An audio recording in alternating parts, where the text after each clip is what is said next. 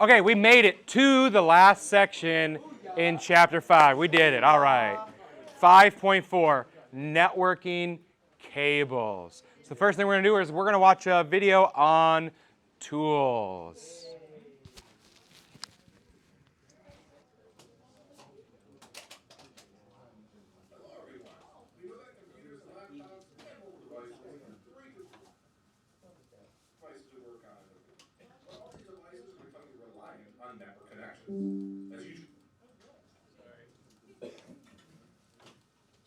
Journey further on becoming an IT professional, you have to build up your networking skills and start building a networking toolkit. I'm here to show you some of the popular items you may find in a toolkit for network technicians. To start, you want to have a network cable crimper. You want to have wire strippers. You want to have cable connectors. Also, it would be nice to have a punch-down tool. We'll talk about these extra two items in just a little bit. Now, this cable crimper allows you to terminate both network cables and phone cables. We're going to be utilizing connectors with this, and these connectors can be bought in bulk, and they're used on the 8 copper wires of a network cable. We use them in order to terminate the cable and make the network cables usable by devices. These wire strippers here, they're used to strip the outer sheath off the network and phone wires. And once those wires are exposed, we can then utilize these connectors. A punch-down tool is used to terminate a network cable that is 8 raw copper wires into a punch-down block. A punch-down block is a common item that you'll find in an enterprise network.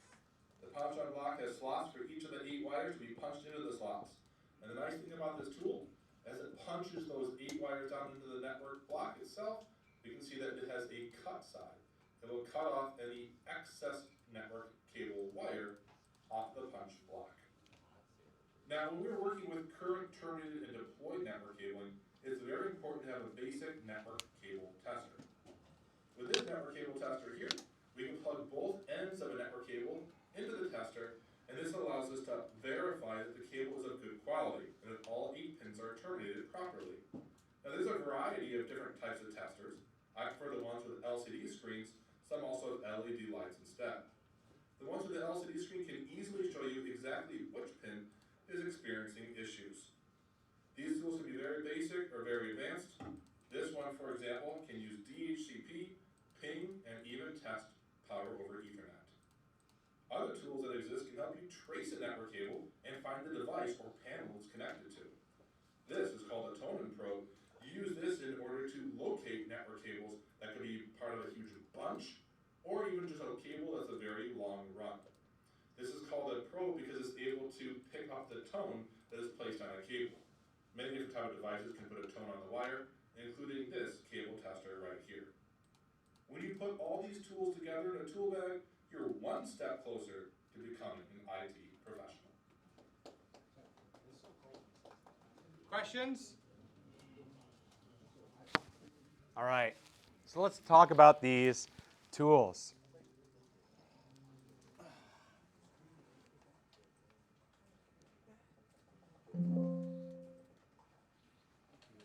All right, so first things first, we've got a wire cutter. What do wire cutters cut? Wires. And here they are. That's what they look like. That's used to cut wires. Next we have wire strippers. That's so the wires can pay for college. No, it's so you can remove the outer jacket of the cables, right? Because we see we've got the internal copper. Outside of that, you've got plastic insulation. And there's different gauges as well, or thicknesses, circumferences of wires. So wire strippers usually are able to accommodate various gauges, circumferences. Next, we have a crimper. We're going to use these next week when we make cables, but this is so once we detach and we cut off and expose those twisted pairs of an Ethernet cable, then we untwist, we put them in the correct order, put that RJ45 on. In order to permanently attach it and make sure it fits into the socket, we've got to crimp it into place. And we'll see that here in a video in a little bit. Easy day? Here we have that 110 punch down tool that we saw to attach it to a punch down patch panel. This piece can be removed so you can cut or you can use it to punch down and attach it into place. Next, we have a multimeter or a multimeter. We've seen this before, right, when we were talking about different terms like volts, wattage, ohms, right? So we can use this to check for our grounding to see if there's electricity passing through components, if they're working, or if our grounding is correct. We also have a cable tester. We're going to use this when you make your cables. You're going to come up here and we're going to find out if you did it correctly. All green is good, and you're going to be able to take that cable home with you. We're going to do that on Monday. Easy day? And we'll see it in the video, right? Because when you make a cable, you want to make sure, okay, I just made this brand new cable. Does it work? Is this going to work, or is the cable the issue? All right, next we have a loopback adapter. If you want to send a signal back the way it came, you have the pins and they go back, so you plug this in, the data will come to the connector, then right back to where it came from. All right, next we have a tone generator and probe. Chief, if you could pull up Google and show a poor cable management photo. Now, there's going to be a lot of cables where you work at. Most likely it's going to look like a photo that Chief is pulling up right now, like this. Oh, no. So imagine, right? Oh, you've got to find this cable or install a cable or remove it, right? How the heck are you going to be able to figure out which cable it is? Well, if you know which device or what end one is connected to, you plug that in. And then you can use that, you connect it to the tone generator, then you use the probe, that right there, and you wand through all these cables until you hear beep to find that specific cable so you can help find it. I would recommend in the fleet, if you have one, don't loan it out. Don't yet. These are going to be a good friend to you, very useful, reduces your troubleshooting and your workload. A lot of times you're going to hear this referred to as the fox and the hound, right? The fox is basically going to be the tone, and then the hound is what you're carrying around to find that tone. Tone generator, fox, probe, the hound, so you can find it. Extremely useful. You'll use this because unfortunately cable management should be done during an installation. It's very difficult to do afterwards. Next we have a Wi-Fi analyzer. If you've got a large space and you got to figure out where the access points are going to go, or if the brick is interfering with the signal at all, you can walk around with a Wi-Fi analyzer to figure out where the signal starts to get weak, etc. And a lot of these will incorporate tools that can design where you should put your devices. Easy day? All right. Martin? So the Wi-Fi analyzer like finds where the highest, we have like the highest connection, best connection? Yeah, let's say, okay, we want to put a, we've got one access point in here for wireless, and we want to put another one. We could walk around the room and we can map the signal strength to figure out, okay, where is it the weakest? Where should we put this access point to give the best coverage? All right, we talked a little bit earlier about Wireshark. All of the packets that go through a network, you want to be able to capture them so you can see the type of traffic, the amount of traffic that's going through your network for monitoring, for troubleshooting. These can also be used maliciously as well. So these are network taps, right? So we can collect the data. They can be passive or active. We have a passive test access point. This will carry the signals in or out of a splitter. So the splitter will allow some of it to be collected, and the other direction it'll go on towards its destination. An active tap, this regenerates the signal, right? So it's inline. It doesn't split it. It just collects it and then regenerates and sends it on its way. And we'll look at Wireshark more, or packets, in CCNA.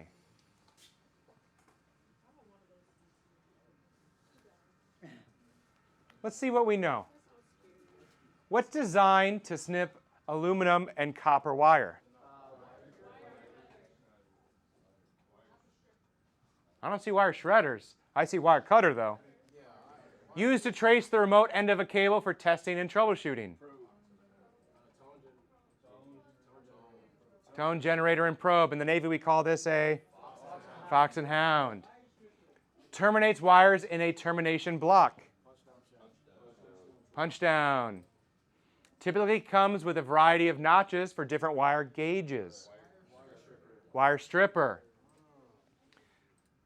Checks for wiring shorts, faults, and wires connected to the wrong pins. Cable tester.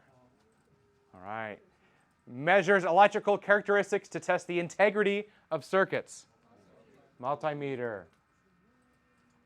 Primarily used to determine signal strength so that access points can be positioned for maximum coverage. Wi-Fi analyzer. Used to attach RJ45, RJ11 connectors to cables. Crimper. Test the functionality of the send and receive signals on computer ports. Loopback adapter. All right. Questions on this? All right. So we've used the word medium a lot in this course. Medium is what is the signal going through. So what medium right now is my voice going through to reach you? Air, right? For wireless. So other mediums we have metal, right? Like copper, glass or plastic, air, right? So let's start with copper. What type of cables are we talking about here? Coaxial. What else? Our Ethernet. Now, how do we transmit these signals? These are electrical signals, right? So electrical signals.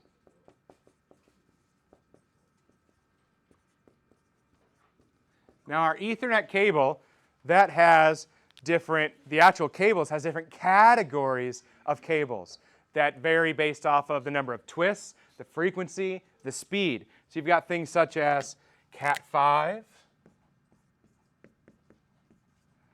Cat5e, Cat6, etc. We've got different connectors that go on these as well. What are the different connectors for Ethernet?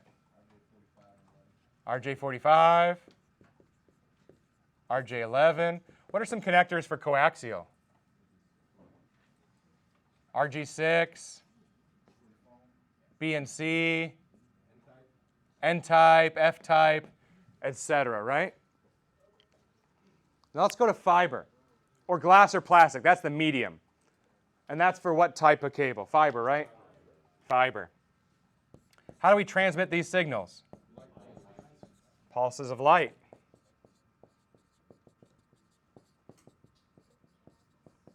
We're going to learn later on, fiber has different types of cables. You've got single mode fiber, or SMF, single mode fiber, and you've got MMF, which stands for multi-mode fiber.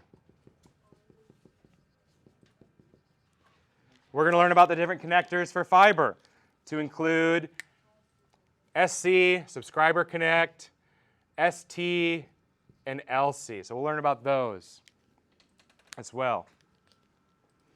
For our last medium, air, those signals are sent through electromagnetic waves.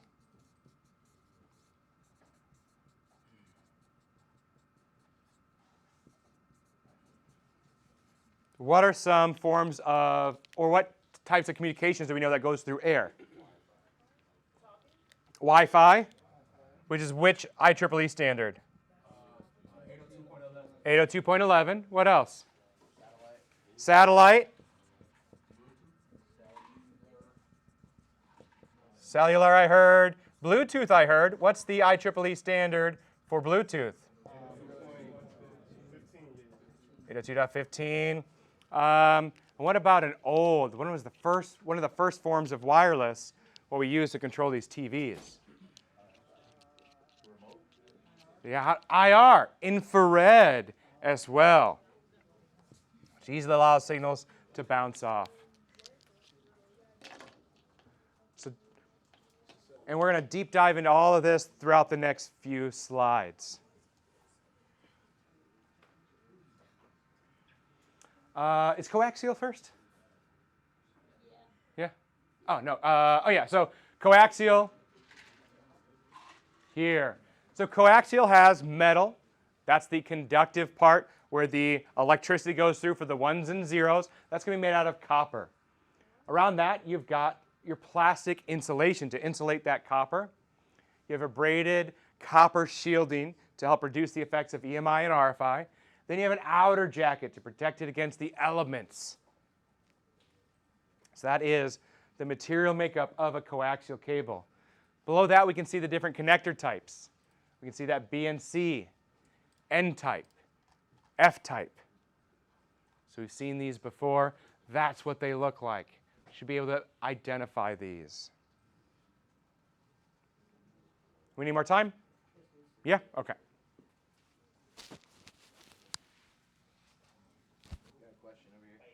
Sorry, question? You want to go over these more? Are we going to go more in depth into coaxial?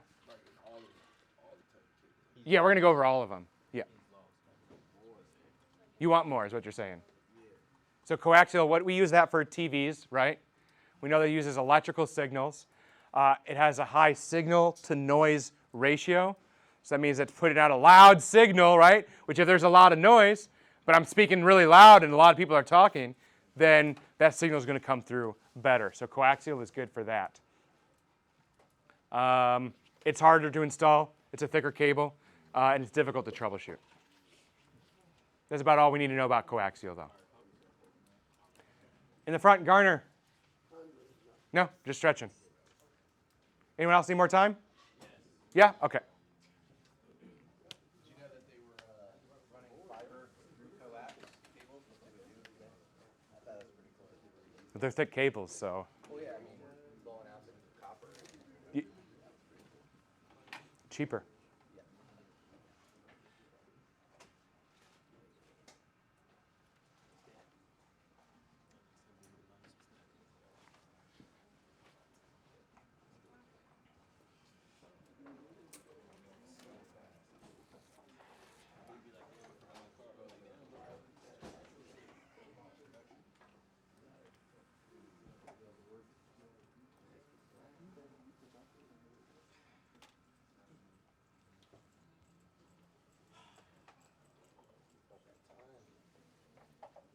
Anyone need more time? All right, moving on. Twisted pair cables. So these are our Ethernet cables. They come in different categories. Now, there's 4 pairs. Each of these pairs are twisted together. Remember, why did we say the pairs are twisted together? To reduce interference. Specifically, that interference is called crosstalk. Very good. Think about it the same way that noise cancellation headphones work, right? If they got microphones, they're listening to that background noise. They invert that signal 180 degrees and put that in, and they cancel each other out.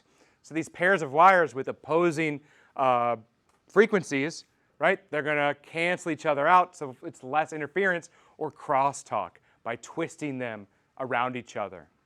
Easy day? All right, so what makes up a unshielded twisted pair, or UTP? Well, we have the copper in the middle. That's where the electrical signals are going through. Then you've got the plastic around that that's color-coded.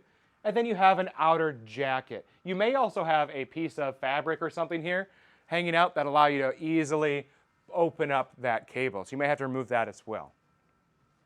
Hooya? Yeah, that can be done by hand. The other thing we have is STP, shielded twisted pair. Very similar. You've got the copper that the electrical signal is going through.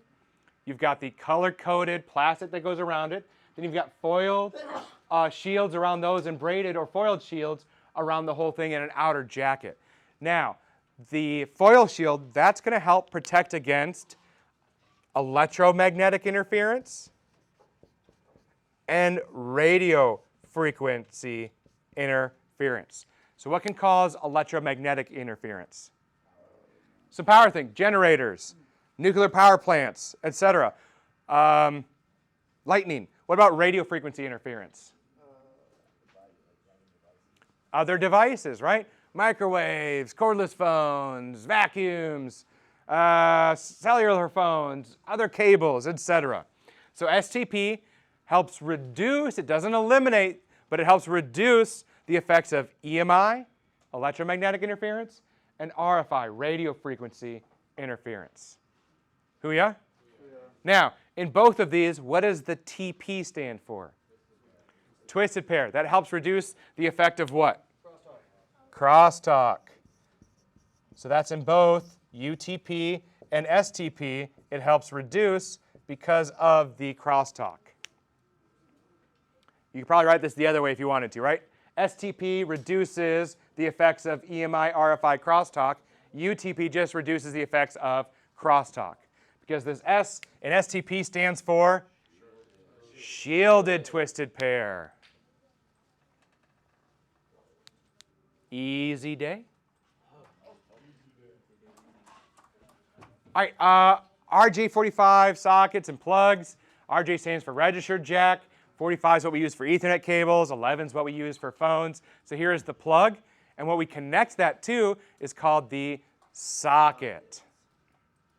Or it could be the male and the female end. All right, cable ratings.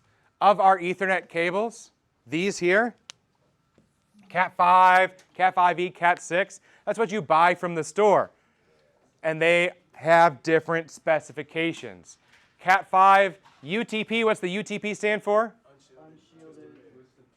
Unshielded twisted pair. The speed of Cat 5 is 100 megabits per second, and it's at 100 megahertz frequency. This replaced Cat 3 and Cat 4, higher standard and faster. Cat 5e, that's at the same frequency of 100 megahertz, and that can go up to 1 gigabit per second, that cable, if it's produced correctly.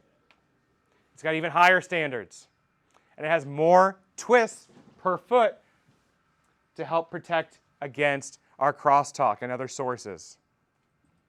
Cat 6, now instead of 100 megahertz, that's at 250 megahertz and still at 1 gigabit per second.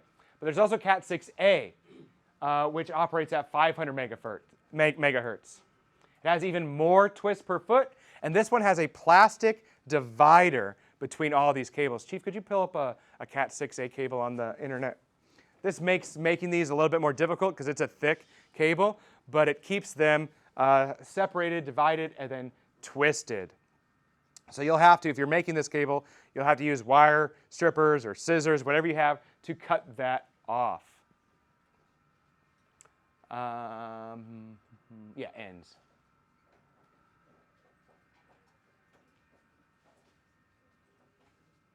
Do Cat 6A. If that doesn't work, put plastic separator. There it was.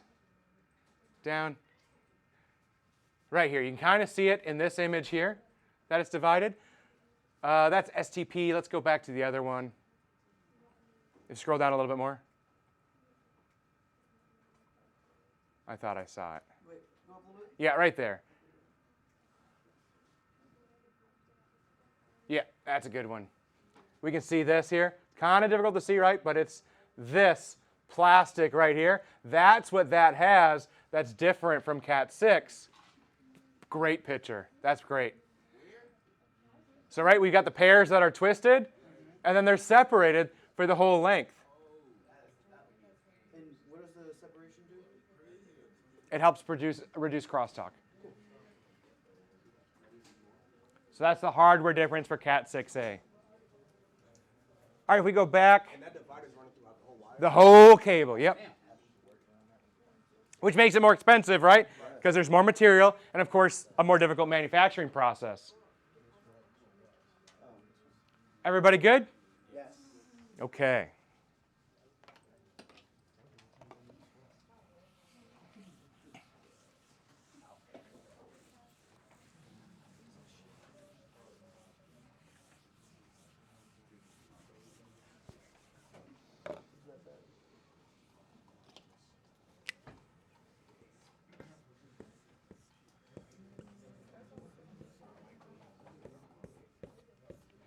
All right, we're going to learn about some new standards. TIA, EIA, 568 Alpha, and 568 Bravo. Before we dive into those, let's narrow it down. There's 8 pins, but let's just imagine if there's 2. Chavez, you with us? If we've got a transmit and we've got a receive. Transmit, that's where I'm sending. Receive, that's where I'm listening at, right?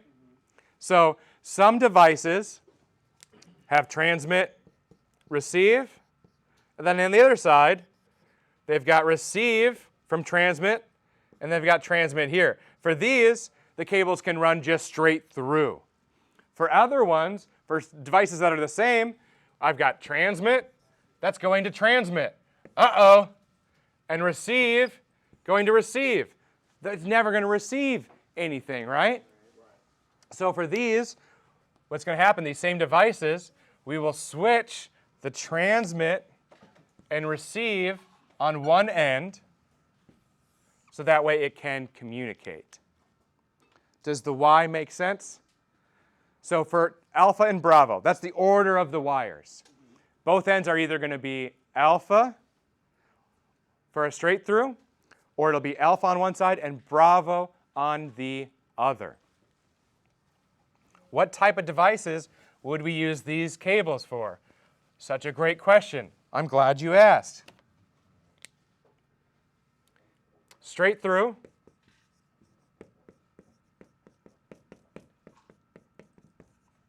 Is for unlike devices, such as a PC and a switch, or a switch to a PC.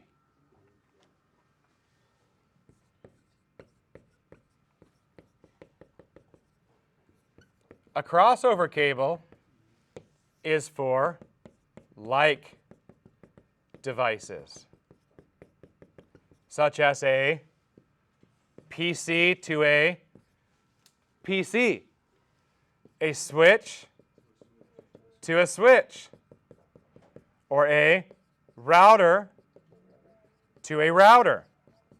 And the one weird one is going to be a PC to a router, or then, of course, then a router to a PC. Right? They've just got them in the same position. So we put them as like devices. It needs a crossover cable. So a straight through is TIA, EIA 568 alpha on one side, and the other side is also TIA, EIA 568 alpha. For a crossover, it's got alpha on one side, and the other side is 568 Bravo. Now, scientifically speaking, for a straight-through cable, they could be in any order, right? It will work, right, as long as they match up on both sides. So, right, so you can Bravo and Bravo here. In fact, a lot of people falsely believe that's the standard, right? Because, oh, B came after A, so it must be newer. However, per DoD instructions, DIS instructions, all instructions and industry standards, straight-through cable should always be alpha alpha. The only time a Bravo should be used is with this crossover cable. And part of the reason that is because if you're troubleshooting, oh, is this the right cable, is this not? If you go to one end of a cable and it's a Bravo, you should be able to assume the other side is an alpha. Oh, this is a Bravo. Wait, this is supposed to be a straight-through cable. Let me crimp it real quick, put it in the right order, attach a new piece, boom. Good to go, to reduce your troubleshooting and for standardization. Now, real world, people are just going to do whatever they want. Bravo alpha for crossover, alpha alpha for straight through. There's Mr. Novak going on a little bit of a rant.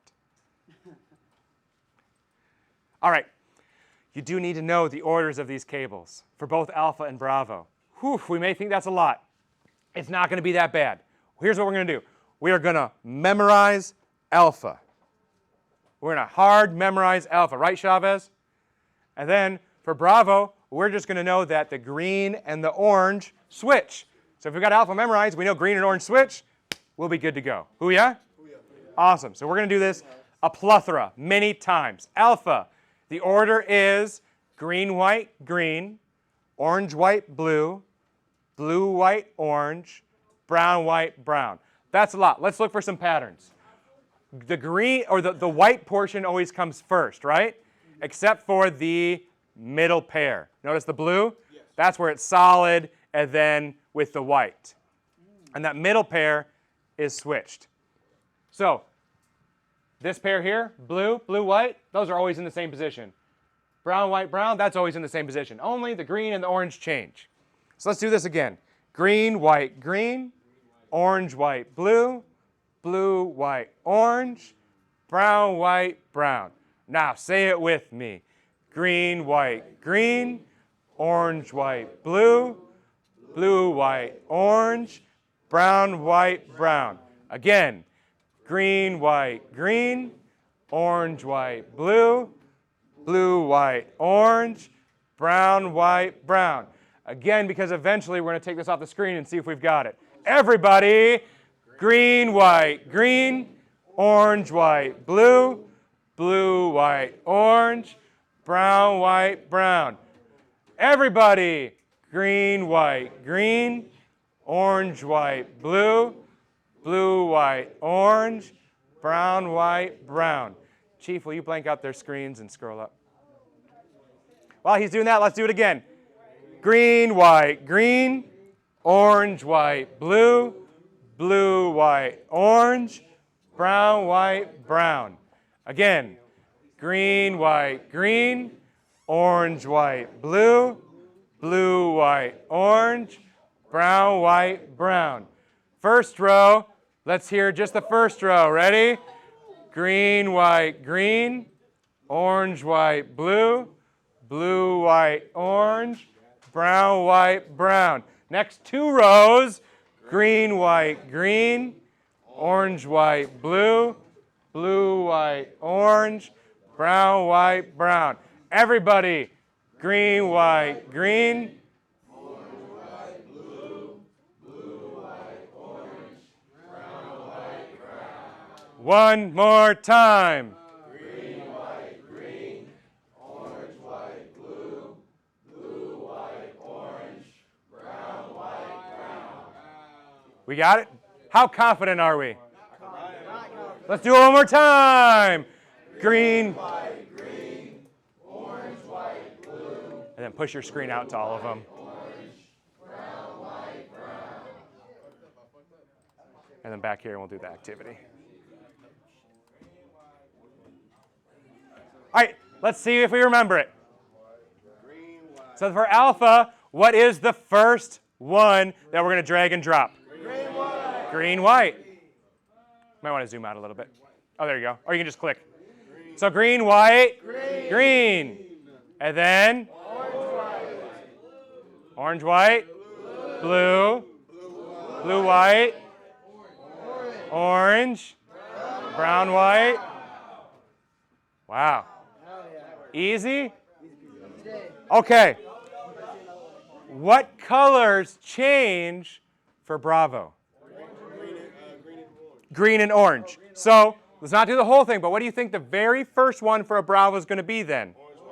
Orange, white, and then orange, and then green, white, blue, blue, white, green, brown, white, brown. So let's do Bravo next, which should be here. So Bravo, what colors change alpha to Bravo? Green and orange. So the first one's going to be orange, white, orange. The next one is green, white, blue, blue, white, green, brown, white, brown. Do we got it?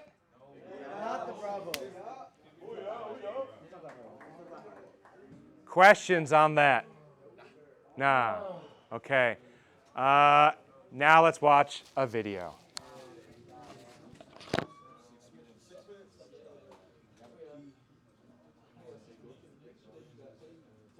Hello everyone. All of these tools here are common.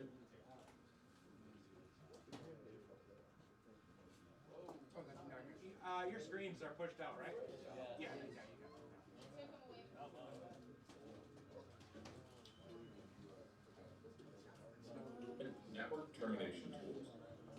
extra network cable that is not terminated.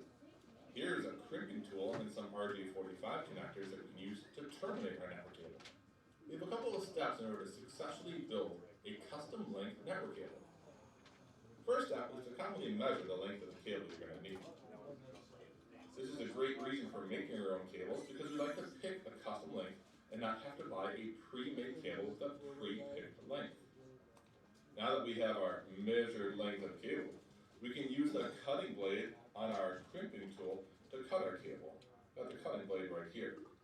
We're going to have to do this, so pay And attention. be able to cut it if needed. We can use the cable stripper to strip the outer housing off the network cable. We're going to place the cable in this groove right here on our cable stripper. And we can go rather far on this cable without a problem. Just take that into account when you're talking about length. I can press and hold the cable stripper down on the cable, and I'll just twist it. And this is going to cut through that outer sheath. And this is going to allow us to pull that outer housing off of the network cable. And you can see that right here, how it's coming off. After removing the outer sheath, you'll find 4 pairs of wires.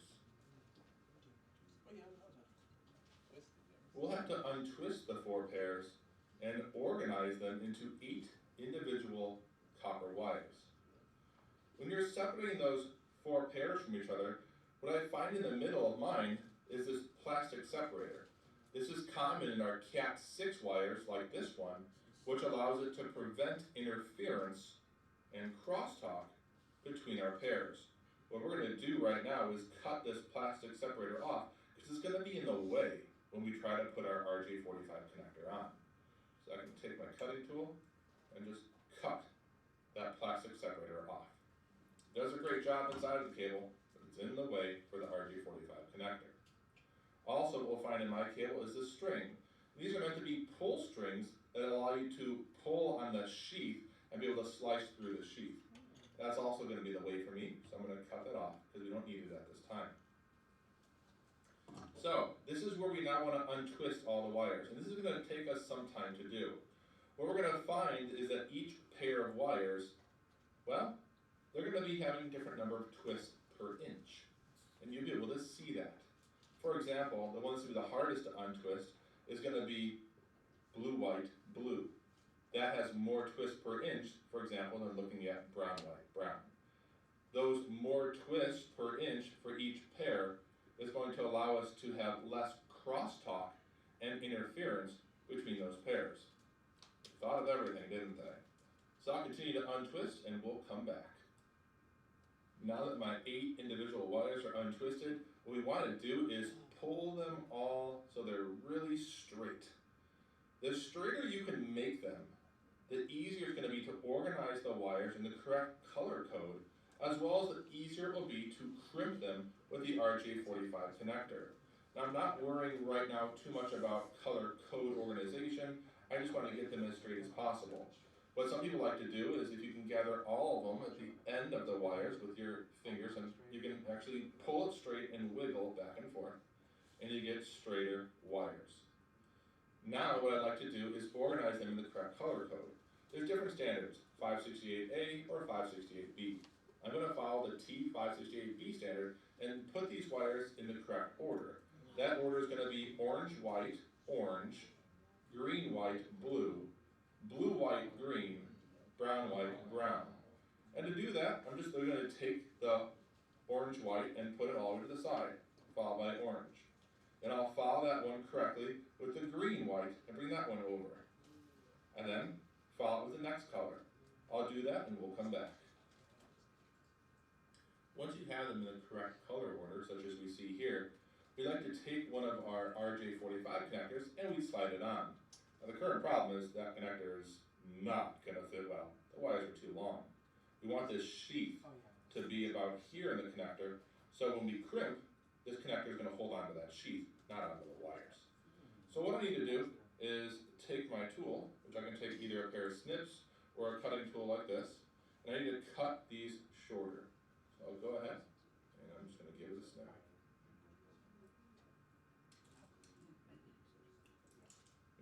tool that's sharp, you want a nice even cut as much as possible. Now that these wires are cut, we can verify that they're still in the correct order, and we can take an RJ45 connector, and we're going to slide this on just like so. And we'll push those in tight. You can watch those wires go into the RJ45 connector. Push far enough, and we should see that plastic sheath go in as well. Awesome. We can check the front of the RJ45 connector and see all those color codes coming in beautifully. Now we'll take our crimper and we'll slide our cable into the crimper. It's all the way in. We'll give it a tight squeeze, and now it's crimped on.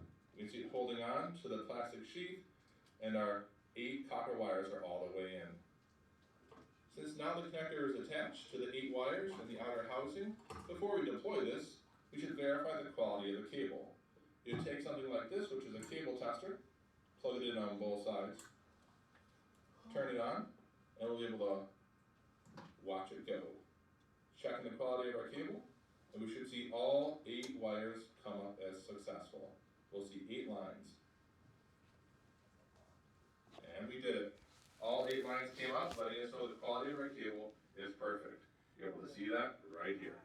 And it tells us it's a 3-foot cable. So hopefully you have a 3-foot purpose. Grab some tools and get started crafting your own custom link network cable. We are going to build our own cables on Monday. I'll show you, I'll demonstrate how to do it and show you some more tips and tricks on ways to make it faster, easier, etc. Questions? Last thing. Yay. Chapter 5. Yay. Last thing for the day. Yay. 5, 4, 3. Fiber. Fiber uses what to send the signal? Light. Pulses of light. Very good, right? So let's look at the makeup, or what is inside of a fiber cable. We have the inside of the cable, which is going to be made out of glass or plastic. That's the core. The cladding around that, right? That is a reflective material to help propagate or have the signal, the light, continue going on. You have a buffer, and you have a strengthening material because we want to strengthen this cable. They are very thin and very fragile. And then on the outside of that, we have the outer jacket, just like we did with UTP and STP to help prevent the elements from getting inside. Good? Yeah. All right, next. The jacket we talked about, that's a PVC jacket. So let's just go on to the types of fiber. So we've got 2 types, single mode fiber, or SMF, and multi-mode fiber. Single mode fiber is going to be in a yellow cable. Multi-mode fiber will be orange or aqua, depending on the wavelength, 1510 or 1350. So with single mode fiber, that's got a small glass core of 9 microns. Very, very tiny. The glass cladding is 125 microns. Then you've got a polymetric reflective coating around that. Now, single mode fiber, it uses lasers to send the signal. Austin Powers? Laser. There you go, right? So this is going to use a laser, and this single mode fiber is great for long distances. Because you've got a laser, right? It's going to go really far. They're going to use these for long distance, long haul communications, long haul telephoning. You're also going to use it for the backbone for your infrastructure in your network. Think about your backbone, right? You'd want to use the fastest connection. You step on hot coals, you want to, as quickly as possible, get that data up to your brain so you can react, right? So, and the backbone has a lot of data going through it. So if you think about base here, the backbone of our network is going to be fiber for that high-speed transit to go between places.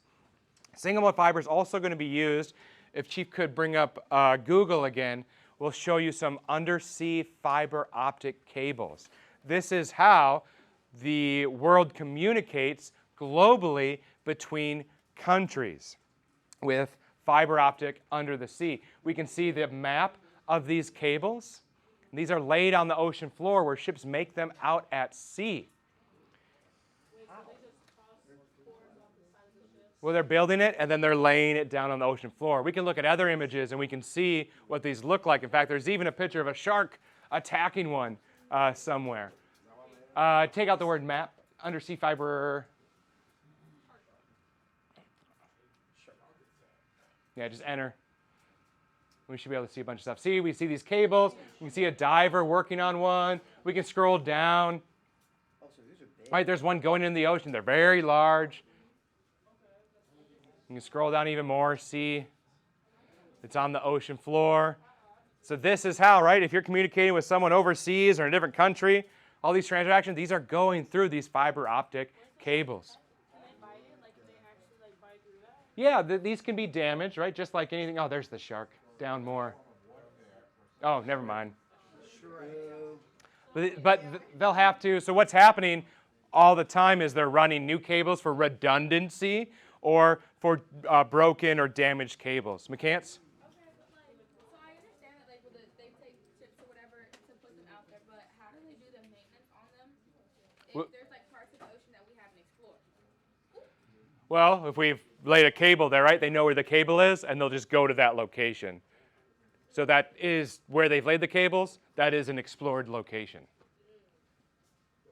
And it's just to get from point A to point B. We don't have to map the entire ocean to know where we want to make the cable. I just want to get a cable from here to Europe, right? Oh, well, we've got a line there, and it'll go along the ocean floor. Does that work for you? Yes. Okay. All right, so that's single mode fiber. Question, Newton. So when they get damaged, well, obviously they place them down for redundancy. Do they pick them back up and then fix them and put them back down, or do they just damage it? Yeah, so you said they do have the redundant cables, right? So if one's damaged, they're still good to go. And they can send divers down to repair them, or they could bring them up, but that could be dangerous as well. So a lot of times they'll send divers down to check the integrity of the cable. So that's single mode fiber. Uses lasers. This is for long distances, right? Our backbone, undersea fiber optic cables, etc.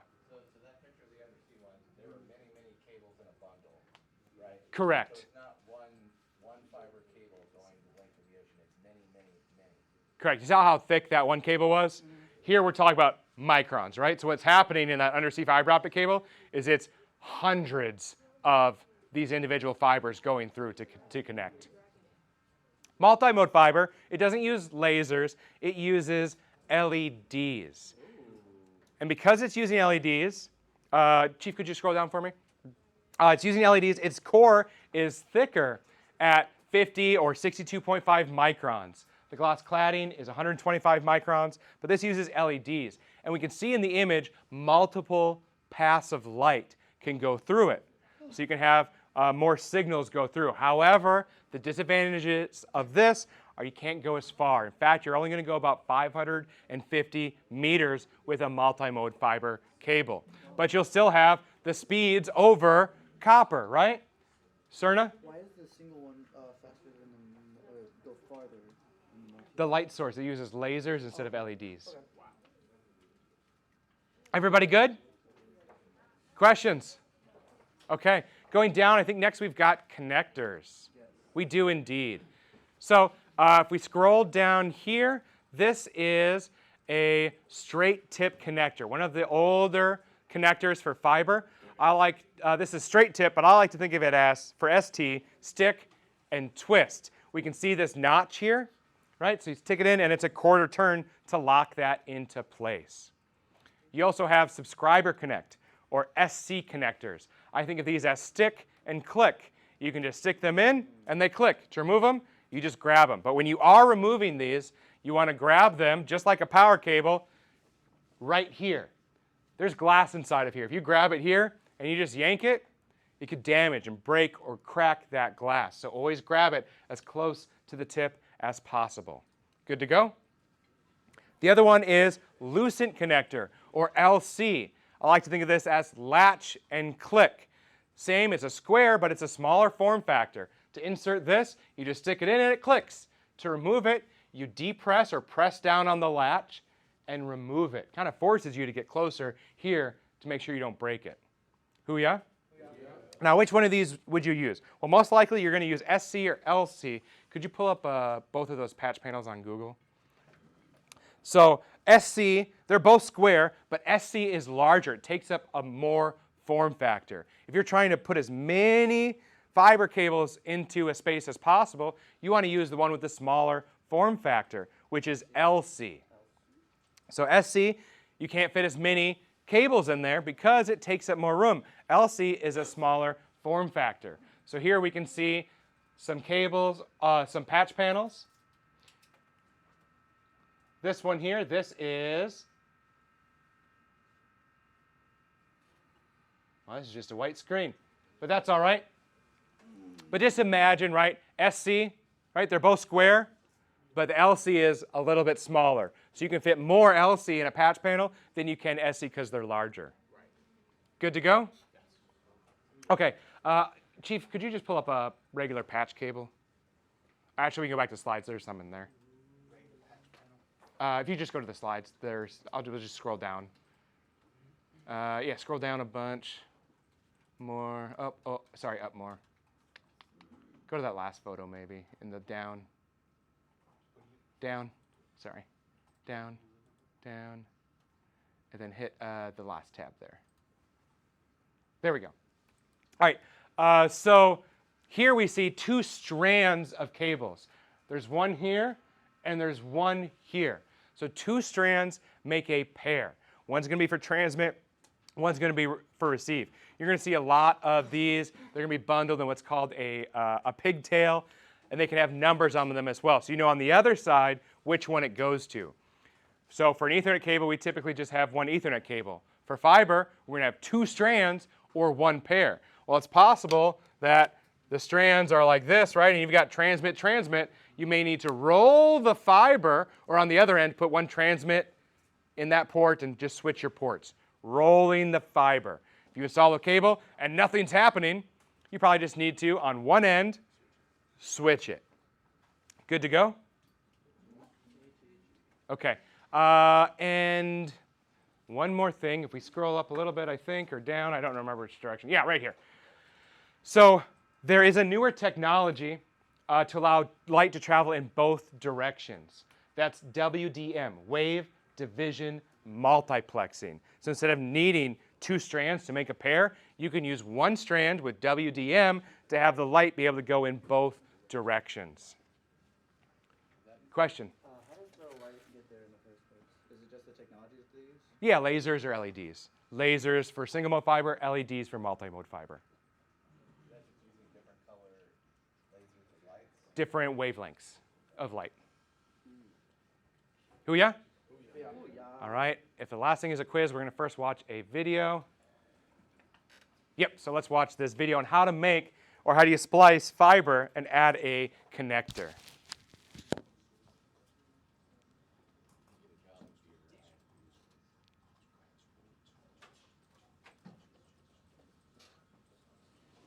Hello everyone, welcome back to Technology Moments. This one is our final video in the series of videos regarding how to fix your own optical fiber runs. And as LC connectors are the ones that are most commonly used in enterprise scenarios, small companies, simple deployments, and continue to gain popularity, that is exactly what we're documenting today and letting you know the experience that we had. It is not a simple task as it requires fine motor skills, and I know many can do it almost with your eyes closed. Well, maybe the most experienced users, and as always, with practice, the apprentice becomes the master. That could not be any more true. For the purpose of this video, we're going to be using this set of tools, which includes everything that you need for cold splicing fiber. Actually, a little more, as it includes a volt locator and an optical power meter. Very useful, both of them. Also, this package, which includes 5 connectors with 4 components. The terminal itself, the contact cap, the locking cap or mechanism, and a very small fiber wire guide in case that you don't use the cable jacket. These particular LC connectors are UPC and might be quite interesting for you to understand the difference between UPC and APC connectors, and I will leave you the links in the description some interesting literature about it. Basically, what we'll end up doing, so you'll understand the theory behind it, is to perfectly cleave your fiber, insert it into this small terminal, and put it in contact with its ceramic ferrule, which is this part of the terminal that will come in contact with the sensor of the SFP module. So let's do it. Let's install these connectors. As with every other mechanical splicing or terminating, the key procedure here is how to prepare the fiber you're going to fix. As a small review of our previous videos, here is a short explanation. We can, with this very simple and inexpensive set of tools, prepare the fiber, which means cutting, stripping, cleaving, and terminating. So let's do it. With the 3-step stripper, you're going to remove first the jacket of the fiber, trying not to bend so much the cable, nor applying too much pressure. Cut the excess Kevlar, and then we'll move forward to our next step, which is removing the coating of the fiber. You're going to do this using the second step of your wire stripper. A small pause right here and a friendly reminder. Keep in mind that multi-mode and single-mode fibers do not have the same internal diameter. And what I mean with this is core plus cladding. The core itself is much smaller in single-mode fiber, but with the cladding, both end up having the same diameter as you can see right here. The cladding is that compound that sort of keeps light inside the glass. Fiber does have an additional coating that is the one that you're going to remove in the third step. Contrary to what some people think, this is not the cladding, but it is actually an additional coating that is the one that lets the optical fiber bend without breaking. Once you remove it, very gently with a few passes, you can proceed to clean what we call the fiber core. You can help yourself in this procedure by using a fault locator, included in the kit by the way that I just mentioned, so in an easier manner you can tell when the fiber is clean. Use a lint-free cloth with isopropylic alcohol. In the final step, you're going to cut or cleave the fiber, which is nothing more than perfectly cutting the fiber with the cleaver. It has everything that you need to give that perfect cut to the fiber. Take a look at this perfect laser beam coming out of the fiber. If I cut it with just a pair of scissors or break it, the pattern will disrupt. This is what happens typically when fiber breaks. You need to cleave and join again using the appropriate accessory. Let's install then the terminal. Here came what I particularly consider the hard part, as these came with no instructions at all. Having wasted a few of these terminals, breaking the fiber and leaving pieces inside, I found out that one of the problems was that I needed to leave the fiber at a proper length, which means that the bare fiber has to be close to 13 millimeters. More may be broken, and some of these were rendered useless, as there was no way of taking the pieces out. Here, once again, a fault locator is very useful, but it is important to note here not to use a too powerful fault locator, which may very easily melt whatever you place close to the fiber, and may of course contaminate the fiber ending. Using the fault locator, you can help yourself to see how once inside the connector and properly aligned, light comes perfectly through it. Also, you will notice a perfect pattern over the table. This will tell you that you are done and you have properly aligned the fiber. Also, intensity, as for example right here, is not properly achieved. Once you do that, you can place the fiber jacket where the locking cap is going to work, keeping the fiber in place. That's it. It was actually no easy task. The first time I did it, I broke like 5 or 6 connectors until I figured the perfect fiber length and stripping. A mistake that I didn't foresee is I had to order, again, some more connectors to show you how you can finish this process. Well, as always, you're going to need to invest money for your own training. You can then put your fiber optic power meter to test how much signal loss was added to your system. In my case, I ended up having 3 decibel added signal loss, which actually is too much considering that it should have read less than 1. However, for my 25-meter run of 10 gigabit per second connection over OM3, it was not noticeable. For longer runs, I would not have accepted it. I think I might have ended in this particular case, leaving a small gap inside the connector. Okay guys, thank you very much for watching this video. I really hope that it was as informative as it was intended to. All right. So, interesting video. You're not going to be making fiber optic cables. That does look crazy, right? So what are some things we notice, right? It takes more tools, more skill, more time, right? So it's definitely more difficult for for fiber.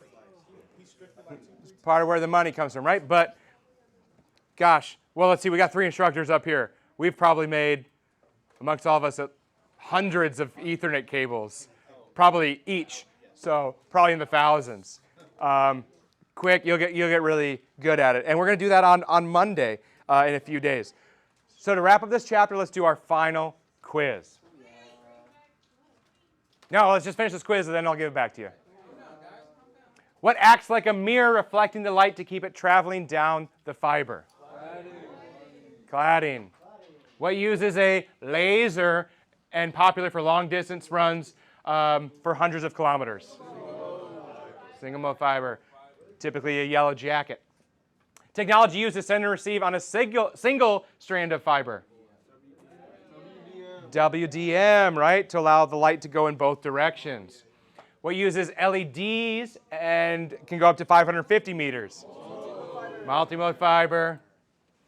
What's an element in a fiber optic cable through which light pulses? The core. Very good. Any questions on chapter 5? All right, we made it. Your homework tonight.